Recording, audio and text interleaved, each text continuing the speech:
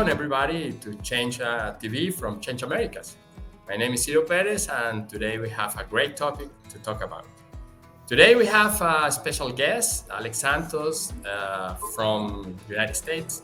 And today we want to talk about productivity and performance. Don't miss out this episode because we have a lot of advisors about yourself and your team as well. But before we want to say hello, Alex, to Change TV again. Hi, thank you for having me. Thank you, Alex. We are working together for the last maybe 3 or 4 months. And of course, we are talking about this field, productivity and performance. But today in Change TV, I want to deep dive in these topics. So my first question for you is, performance and productivity is the same topic or is different? No, it's very different. Performance, when we talk about performance, we're talking about someone's potential or ability to perform a task, to complete a task, to complete a project, to complete an assignment, to a breakthrough. When you're talking about productivity, you're talking about more how much that performance means to the business. Okay. And Alex, you are responsible, or your special field to apply as a consultant is performance or productivity or both? It's really human resources. And as you know, human resources are what drive a business forward to achieve its mission and vision. And so I got interested a long time ago. My bachelor's degree is in psychology. So I got interested in what motivates people to perform, how to measure performance, and more importantly, not just measure performance, but how can managers and leaders at a company actually drive performance rather than passively sitting back and just allowing it to happen, however it happens. And hey, if it's profitable, it's profitable. And, if not, it is what it is, right? I found that attitude not very conducive to the success of a business. And so my specialty is really human resources, but with a passion for and a love of teaching managers how to drive employee performance to a exemplary, level. Okay, so if I want to get a step-by-step productivity roadmap, what do you think is the first step to start to work in that field? Sure. The first step is you have to have solid metrics and performance standards in place, right? Thirdly, you need to have a well-defined job profile for every role in your company. But once you have the job profile, you should include in there, how is that performance of that role going to be measured by management?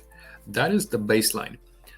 There's a saying, there's an old adage, I'm sure you've heard it before. If you don't know where you're going, you're sure to get there. Well, the same thing happens with performance. If you don't have a job description and a profile for every role in your company, including those performance standards, you don't have the tools to evaluate whether that performance was good, bad, or even profitable for the company.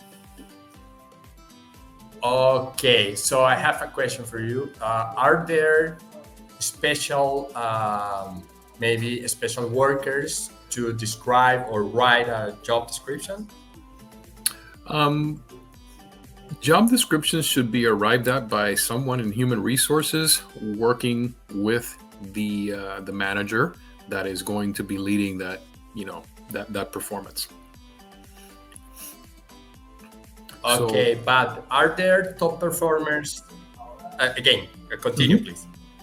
Yeah, no. The people that have, a lot of times, human resources people, generalists, and executives are trained in how to write job performance, job descriptions, job profiles. Some managers have had some training in that, some have not. So many times we recommend companies that job descriptions are arrived at between human resources and managers. Okay. And continuing this field, I have a question. Do you think that performance or peak performance is a Mhm. goal or is a process, or what do you think about it? Peak performance is definitely a process. It's about the journey, not about the destination. If you think of the best athletes, um, they're constantly training, they're constantly evaluating their performance. How am I doing compared to last week, compared to last month, compared to last year? And if you had a time machine and you can go forward a year, you will find that what are called exemplary performers, those peak performers that are always at the top of their game, they're constantly looking for ways to improve. Oh, It's a never-ending process. and if I want to improve my performance, what is the best timeline? A week, an hour, a month, a year? What do you think? So that really varies because there are 7 drivers of employee, of human performance, and it depends. Some interventions are relatively quick. For example, uh, if an employee tells you, hey, I could really perform a lot better, more efficiently if I had this tool or this resource or this app or this AI, and you buy it for them, you may see a high return on that investment in a relatively short period of time. However, if for example, you're working on another performance driver, which is like a training program that is 3 or 4 months to attend, and then you have to wait till that knowledge or skill that the employee just gained gets transferred back to the job, you may not see a return on that, on productivity, on that investment for 6 months, maybe more. So it really depends on which performance driver you are influencing and how quickly it gets implemented and transferred to the job. Okay. So how many weeks do I need to wait to check or to watch a very increase in productivity? Well, as far as like checking, you always want to do little performance checks when you're intervening in an employee's performance and you're trying something new. I recommend regular check-ins to see how it's going, to see if there are any roadblocks, any obstacles that the employee is seeing that might interfere with him being able to perform at a higher level. So it really depends. Okay. But if you want to choose your your point of view about it, 10 weeks, 20, 21 weeks, 52 weeks, or 1 week. I mean, if you wait 52 weeks to measure an improvement, that's a really long time. that's gonna be a Yes. that's gonna be a slow ROI. Uh, and I want to introduce technology. So, how has technology transformed the landscape of business productivity? Um, there are some management gurus that have coined the term that we are, leaving the information age and entering what they call the exponential age, meaning technology has introduced efficiency gains and changes in organizations that are making some companies' productivity gains increase exponentially. Not slowly, not 52 weeks, not 6 months, not even 6 weeks. Um, some of these technologies, like AI, are predicted to more than double the average worker's productivity. Okay, so give me. I want to talk about an example in Hmm. my own company. For example, about sales team. Hmm. If I want to improve as a closers, if I want to improve this point of the sale as a Hmm. closer, how technology help me to improve closers, for example. So, people that are responsible for closing the sale, right? You have to look at what skills are responsible for your employees successfully closing sales. That skill could be an employee's ability to follow up with clients. It could be their ability to handle objections. It could be their ability to ask for the close, the sale. It could be the speed. Some sales cycles are very long, some are very short. Um, you can analyze, if you look across your sales team, um, does one of your employees, is their sales cycle much shorter than your other employees? And then you have to start asking, why is this employee able to close sales in 14 days on average, when my average employee takes 28 to 31 days? And then you can start to diagnose, okay, let me take a look at now, what is this employee doing differently? Is he faster with the CRM? Is he making phone calls, follow-up phone calls at a different time? Is he better able to establish that rapport with clients? Is he just quicker at handling objections? So you want to try and, before you start implementing tools and buying stuff, you want to try and diagnose, why is one salesperson, let's say, so much better at closing sales than the rest of your team? And you want to try and take whatever practices that employee is doing and apply them to the rest of the team and see if there's a change. But you take a look at all of those skills that your top closer is doing and look at how they're doing it differently than your other salespeople.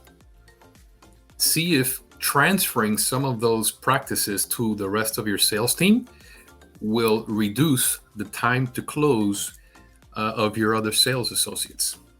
So that's just one example of one thing you can do. You are talking about 7 drivers to improve productivity. Yes, Yes? Okay, so to improve tell me. performance. Okay, thank you. But can you tell me in a nutshell, the 7 drivers methodology? Or I want to know more and more on a daily basis about it. And if you could tell me your 7 drivers advisors, Sure. please give me. So an employee's performance depends on 7 drivers, right? Number one is their talent and fit, right? How good of a fit are they for your organization? How talented they are. That's the first driver.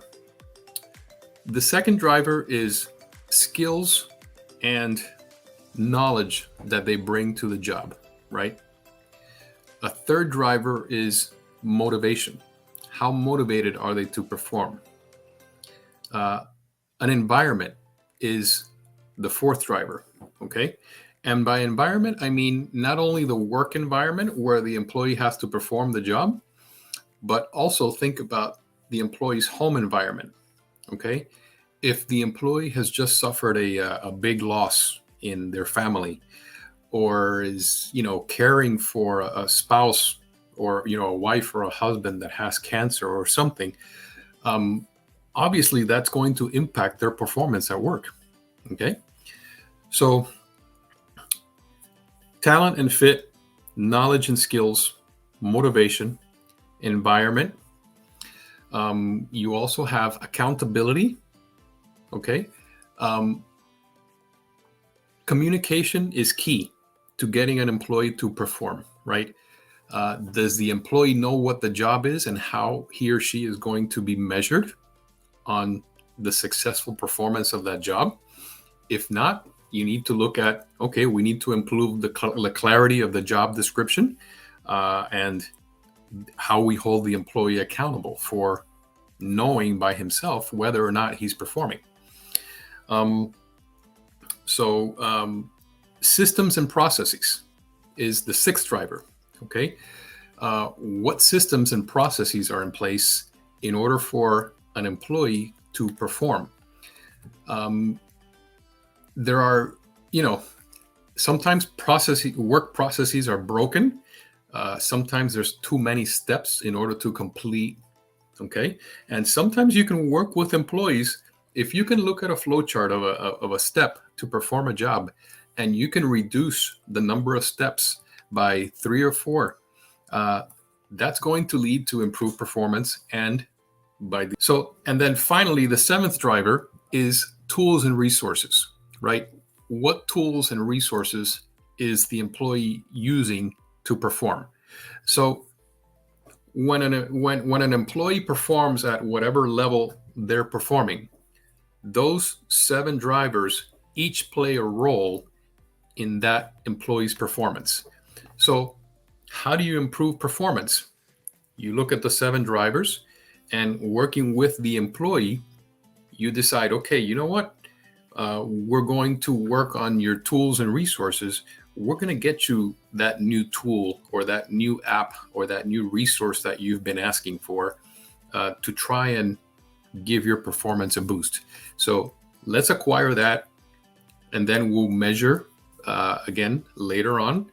After we have implemented the tool, let's see if there is, in fact, a bump in your performance. So that is how you continuously improve performance. Okay. You take a skill or a strength, and you look at the 7 drivers, and you say, okay, how can we, pull on one of these tools to improve that particular skill or strength of the employee? And then after you do that, you go on to the next one, and the next one, and the next one.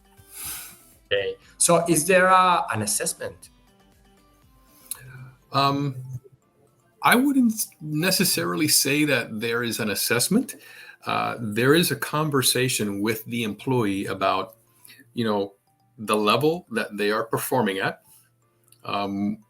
what an exemplary level of performance would look like. Like, what if you were the best in your industry at selling whatever it is that the employee's selling? What does that look like? Is that 20 deals a month? Is that 50? Is that... So there's a conversation between the manager and the employee saying, okay, you're closing 30.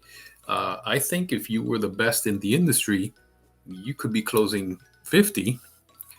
What can we do to try and get you closer to that exemplary level of performance? Okay, I understand. Thank you. On the other hand, if I want to introduce or improve a lifelong learning culture in my company, Mm-hmm. is it necessary to introduce technology? What do you think about it? If you are going to introduce lifelong learning, as a value of an organization, Yeah. it's impossible to do that nowadays in 2023, in this era that we're living in, without technology. Technology allows a company to offer learning opportunities to employees that may or may not have had those opportunities in the past, right?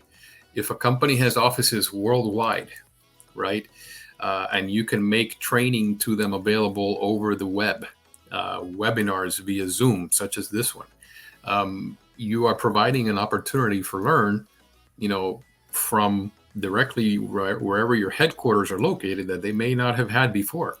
So yes, technology is definitely a must if you're trying to instill in your company a culture of continuous learning and lifelong learning. So Nimble Academy, tell me more about Nimble Academy. But Nimble Academy is an answer to explore a technology as a lifelong learning process, or what it means for you, Nimble Academy. Yeah, so we created Nimble Academy as a way to scale the delivery of our training courses for specifically a management population, right? We noticed that there was an opportunity in the market, a gap in having structured online trainings that managers could take from anywhere in the world on their iPad, on their phones, wherever it was, um, and we want to deliver that training specifically to build better managers. And we are using Nimble Academy as the technology, the vehicle, to scale those those lifelong learning opportunities. Uh, can I say Nimble Academy is your Netflix platform or something like that? Something like that. Yes, it's going to have some videos. It's going to have courses. We might do some webinars through the academy. Yes, we're going to have a menu of learning opportunities, of tools, of resources, of job aids. We are going to have a whole menu of tools that managers can use to become better managers. Okay, sounds great. And I have a question for myself, but I want Mhm. to know your advisor. If I want to be a lifelong learner, uh, how many hours do I need to invest in order to feel or be a lifelong learner? What do you think about it? Oh man, that's a tough one because it depends on your availability to learn, right? Uh, but I would say it's not so much the number of hours that you put in. It's a matter of carving out a certain number of hours a week. Let's say, okay, I'm gonna take 3 hours a week to learn something new, to improve on a certain skill that I have. It could be negotiation, it could be sales, it could be communication. But to be a lifelong learner just means that you prioritize a certain number of hours every week to your own personal development. Okay. How many hours do you invest per week in order to improve as a productivity consultant? I do about 5 hours a week. I'm a very avid reader, and my wife laughs at me because I have my morning coffee with YouTube. So I listen to some podcasts. Everybody from Simon Sinek to some other podcasts. I love watching the TED channel. I love reading. So yeah, I sometimes will, most days, for at least 3 or 4 days a week. I'll start my morning with my cup of coffee and I'll turn on YouTube, and while I'm having coffee, I'm watching TED Talks and I'm getting ideas, and I'm going, sometimes you hear something or you read something and you're like, oh wow, that's something that I can put into my business. This guy's talking about, what is my business is why. Well, let me take a look at my why and let me see if I can refine it a little bit better, based on his guidance. So I'm definitely a lifelong learner, and I will tell you I probably do about 5 hours a week. Okay, sounds great because a lot of people ask me about these habits on a Hmm. weekly basis. What do you do with all of this stuff? You start to learn or to listen a podcast, and what do you do again or next? Or Do you write mental models? Do you write your summary? What do you do with all of this stuff? So I do different things. If I hear something really practical, that I'm like, I'm gonna save that one. Uh, Personally, I use Microsoft OneNote, and I'll make myself a little note. Hey, if it's something that is like an idea or something, I might write it down in a notebook that I have. Actually, it's right here. I might write it down in a notebook just for future reference.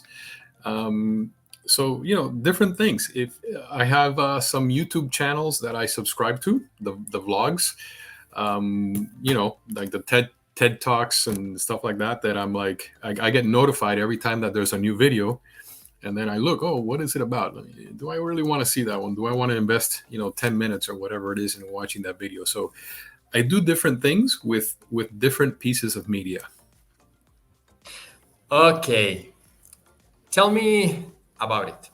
If you have, for example, a mentorship session with a CEO Hmm. and a mentorship session with a beginner, maybe a student, uh, what do you advise her to a CEO in order to be more performance or more productive in his or her field? And what is the best advisor to a beginner in the same question? So I'll start with a beginner because a lot of beginners I give the same advice to. And that advice is to become a lifelong learner, right? Learn why you perform the way you perform, learn what it is that you need to improve as far as what is expected of you, and learn to be a seeker or a researcher of ways to get there. Okay. And my when I coach some CEOs and business owners and people that are on boards, what I try to coach them many times is asking questions, right? Questions are the key. Measuring, you know, performance, measuring results, refining those standards over time, and thus just being comfortable with asking questions of their direct reports, regardless of how uncomfortable they may be asking some of those questions. Um, so that's kind of the approach that I take. I think it's a hard question because a lot of clients ask me about how can we help our CEO to improve the company and himself as well. And Hmm. for that reason, I ask you, okay. On the other hand, I want to ask you something. If I want to improve my learning path, because I am responsible of learning in the company, what is the best way to interconnect, to intertwine virtual learning and traditional learning? What do you think is the best way to intertwine? Is there a mixture, a percentage? What do you think about it? So the best way that I can answer that question is that there are some learning opportunities that you can only get through traditional means, right? I'll give you an example, right? There are some learning and development conferences that, in order for you to really get some of the benefit of attending the conference, it's not just about going and listening to speakers, but one of the things that I like about conferences is that you can talk to the speaker after, at a breakfast, at a lunch. You can get their business card, you can get their contact information, you can connect with them on LinkedIn and continue to ask them questions about their presentation. You know, that's a learning opportunity, attending a conference, that if you plan for it, like who you want to meet, what presentation, let me see the menu of the presentations that are going to be delivered, who do I want to see, and kind of have in your mind already, why do I want to why am I interested in this topic? And I try, and when I go to conferences, I try and connect with the speaker after their presentation, so that I can continue the dialogue and asking those questions. Now, some of those speakers, they it turns out when you go on their websites, they also do webinars. You know, so again, sometimes you may get an opportunity to learn via technology, via a webinar, or if they have a podcast or a blog or something like that. But some opportunities, like conferences, and there are some live in-person training, that are 2 or 3 days in length, that that particular experience of going to a traditional classroom, live, and there's something to be said for interacting with the other students in the class that may also be facing similar challenges to what you are facing, that you can connect with and interact. That those opportunities are very, very difficult to mirror in a virtual environment.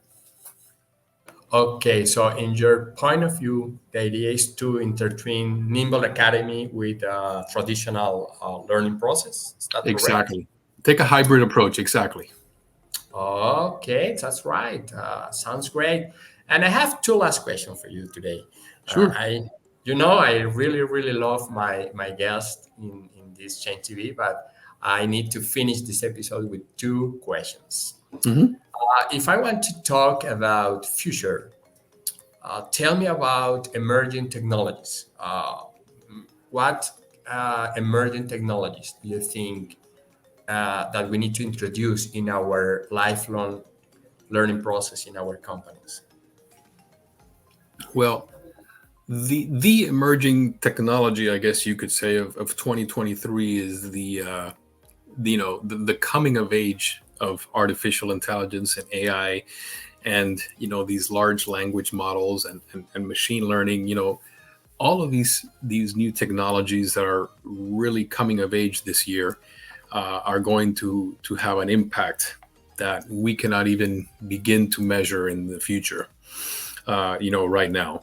So I would say, that technology, and companies of, all stripes in every industry are currently looking at, okay, wow, we have now this generative technology, chat GBT, for example. How can we leverage that to improve the productivity of our employees? Google just did a presentation a couple days ago, which I saw on YouTube while I was having my morning coffee, where they laid out their roadmap for incorporating AI into their entire set of tools, from Google Drive to their cloud to their products like Gmail and Google Sheets and Google Docs, and how the AI is going to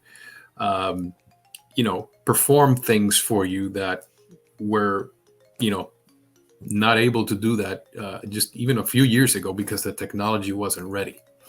So I would say, that technology is going to be, it is going to accelerate this era of exponential change that we were talking about, and it's going to happen very, very fast.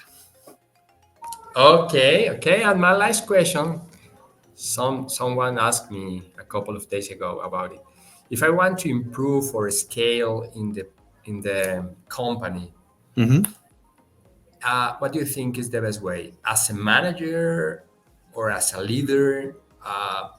It's a hard question, but tell me about your opinion. I mean, if I believe, and this is, I guess, my personal philosophy, but I believe a manager has to lead. You're going to get more employees to follow you if you are a good leader than if you are a old school traditional manager. Do what I say, or there's going to be consequences. You're going to get more performance out of your employees using honey than using a carrot or than using a stick. So I would say it's important that managers recognize that leadership is a part of their job roles, and that they have to develop their leadership skills if they want to grow in the organization. Thank you, Alex. And the bonus track. If I want Yes. to give a book about productivity or performance, what book do I need to gift? There's a book by a gentleman. His name is Thomas Gilbert, and the name of the book is Human Competence. That book is widely viewed or credited with launching a whole field of study on what's called HPT, Human Performance Technology. I would say that book, I have it in my library, and I would say every month or two, I go back to it and I'm like, God, what did he mean by that? That book is the foundation of human performance technology, and it's called Human Competence, by Thomas Gilbert. Thank you for your advisor. I love your the conversation because you are very, very, very specific in order to improve in a step by step, and I really love it. So, Alex, thank you for this episode. Thank you for your advisors. My and pleasure. Thank you for your time because I really appreciate. And a lot of clients ask me if someone want to connect with you. What is the best way to connect with you? Sure, either through my email, or I have a form on my website, bynimble.com. That's bynimble.com. You can just send me a message through there, and I will respond within 24 hours. Thank you. And how do you feel? I feel great. It's a good day here in Miami. Okay, it's a good day here in Bogota as well. So thank you, Alex, and thank you all of our guests and our entrepreneurs or managers or leaders that listen to this Change TV. Thank you, and see you later. Take care.